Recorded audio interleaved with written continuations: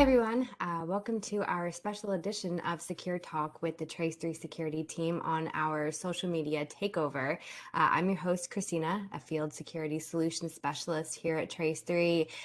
Thank you for joining us today. And we have a special guest partner today, Catherine Chipty. She's a solutions engineer with Automox. Catherine, thank you so much for talking with me today. Yeah, thank you for having me. I was very excited to speak with you on Secure Talk. Yeah, awesome. So today I want to talk to you about patching and why it is so important. IT professionals know that patching is basically, fixing vulnerabilities to avoid having them turn into active exploits, right? So can you tell me a little bit more about why it is so important to patch these vulnerabilities quickly as soon as they have been identified?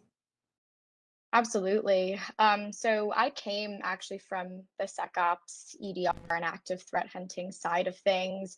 But after getting more involved in IT, I pretty much realized that automated and successful patching up front took care of 90% of issues that I was worried about in security and those active exploits you were talking about. So it's no secret that a majority of breaches come from those unpatched vulnerabilities being, abused by attackers. And I think Hmm. there's been over 12,500 vulnerabilities disclosed in 2021 alone, just this first half of the year. So Wow. Automox did its own study of how long it takes attackers to actually abuse them, and it averaged out to less than 7 days. So that Oh, time to wow. resolution and yeah, just the patching as soon as a vulnerability has been identified, as you mentioned, is really a critical security task that sits on the IT team's shoulders.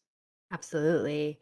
So, based on conversations, it's my understanding that IT teams really don't have the time, the expertise, or even the proper tooling to be able to patch all of their systems, all of their endpoints in their environment so they can protect themselves from these vulnerabilities. Has that been your experience also? Unfortunately, it has. I have yet to talk to a team that loves their patching process, Yeah, right? I that's for think we sure. all like patching historically is one of those like unattractive, dreaded lifts that teams don't even want to touch with a 10-foot Hmm. pole. So, Yeah. message me if that's not the case and you love your patching. I want to know what you're doing. But all those tools they're leveraging tend to be legacy, right? They have on-prem requirements that need to be maintained. So you're Hmm. doing that cycle of patching your servers to patch your servers, or those VPN requirements that now you have to chase end users to even get visibility and control. The tools themselves are extremely segmented across. You have one for Windows, one for Mac, one for Linux, and they don't communicate with other Hmm. security and IT tools. So that adds a lot of the visibility gaps. And then from a broader perspective, all of our environments are getting more distributed, remote, and complex continuously. So going back to that study we did, while attackers were exploiting those vulnerabilities in 7 days, it was Hmm. taking IT teams an average of 100 days to take care of them all. So I think Wow. just really, yeah, glaring how they really don't have the time or proper tooling to patch efficiently or effectively. Yeah, wow. That's a significant time difference there. Right. So, I think one of the things I've heard is that Automox makes patching suck less, right? So, can you tell me a little It's the bit best about how way. Automox solves the problem, and how your platform helps to make patching less irritating and time consuming?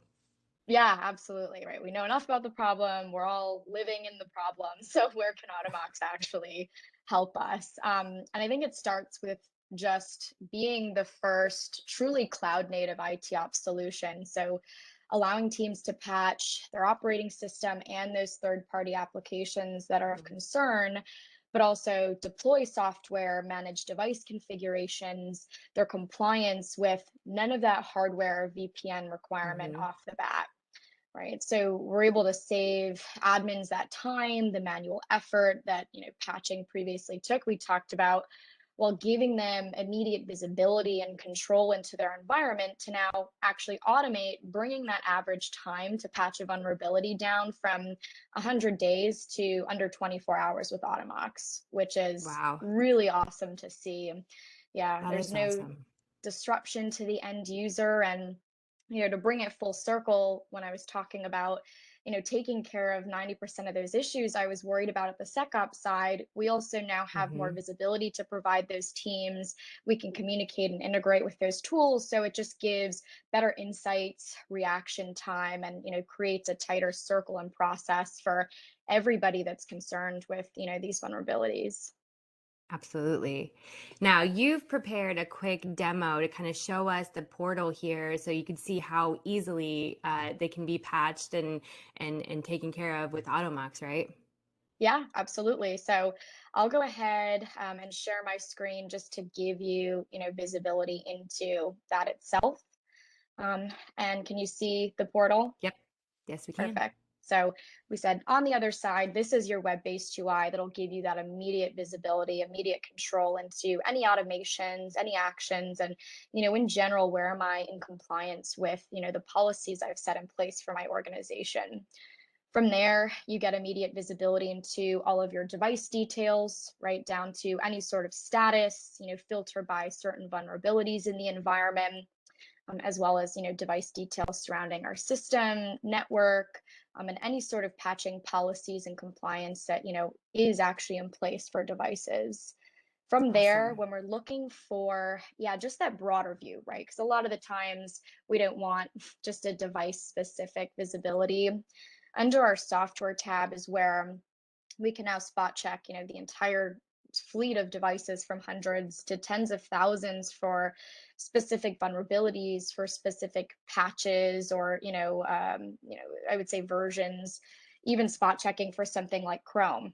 Right, I Hmm. think I have about 11 versions of Chrome in this demo environment, which is not where you want to be with a secure environment. And so being able to even see something like that across all of your devices with, again, regardless of the status of where they are, who's impacted, right? Where do we have versions affecting the safety of my environment, are things that, we just never thought, I think, we'd be able to say from the IT side. And Yeah. then obviously the goods, Christina, what can we actually do about that? All of that's under our systems management tab, and policies in general being the actions, the automations I keep talking about that you can put in place based off of all this centralized visibility, right? And so that's going to Absolutely. revolve, like I said, around patching, analyzing the endpoint, any sort of software deployment, and those worklets as well. So focusing on the patching side of things, we'll have different configurations around calling out specific packages under patch only, patch accept,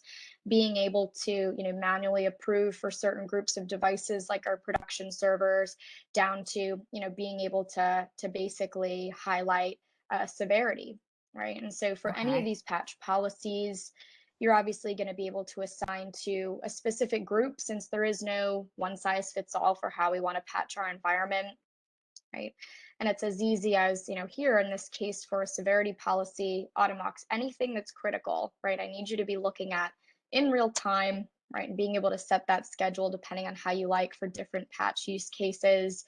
And then also from an architecture perspective, finalizing that workflow so that, even if someone's on vacation, or a big concern with other tools is we don't know what we don't know, right? In terms of what did or didn't Yeah. patch, we're now completing that automated cycle for you, right? And it was kind of 3 clicks of a button, which I think was the most amazing thing to me, to be able to say, one of the biggest areas of stress that we were talking about for critical vulnerabilities, we're highlighting, we're looking at, we're taking care of, day to day.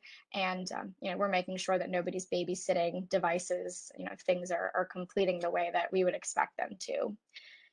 So That's awesome. that's a really, yeah, quick high level of the platform. Obviously, a lot more to dive deeper into, but hopefully highlights some of that ease of use, and 30 seconds to be able to take care of some of my critical vulnerabilities. I'll take it. Yeah. Absolutely. Now that's amazing. Definitely saves a significant amount of time. So, well, that's all the time we have today. And Catherine, thank you so much for joining me here on Secure Talk. And until next time, have a good day. Yeah, thanks everyone.